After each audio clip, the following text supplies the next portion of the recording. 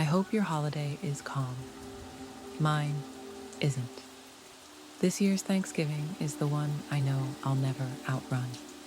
It's the kind that starts with a whisper of unease and ends with the kind of realization that makes your stomach feel hollow for weeks. It began slowly, quietly, months before the holiday even arrived. My mom had always been the steady one in our family, soft-spoken, gentle, the kind of presence that made the house feel warm just because she existed in it. But something in her cracked this year, not loudly. No screaming, no dramatic episodes.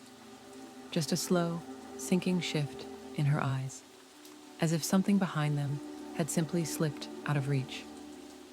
The divorce destroyed her.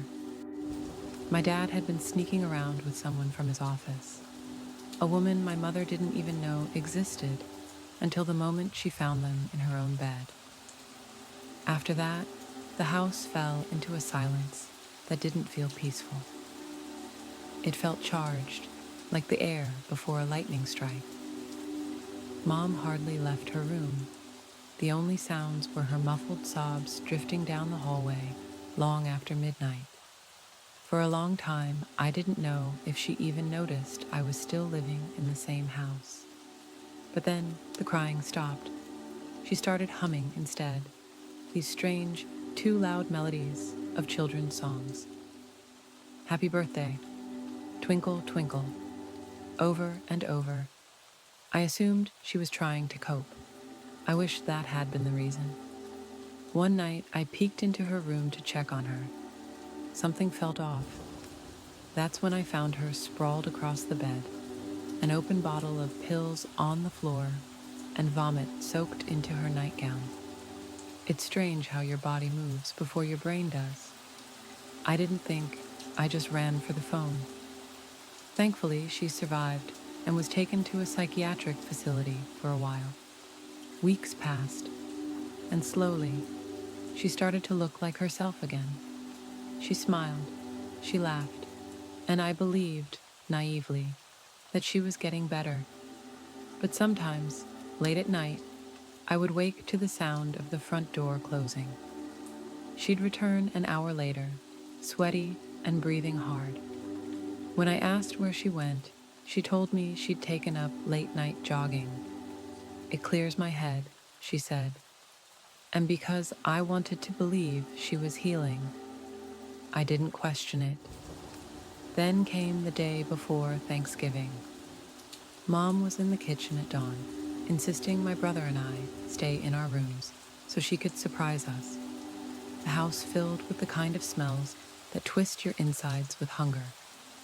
Sweet rolls, warm spices, fresh bread.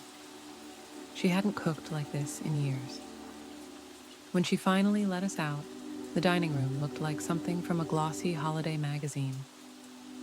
Every classic dish was there, except the turkey. When we asked, she just smiled and said, trying something new this year.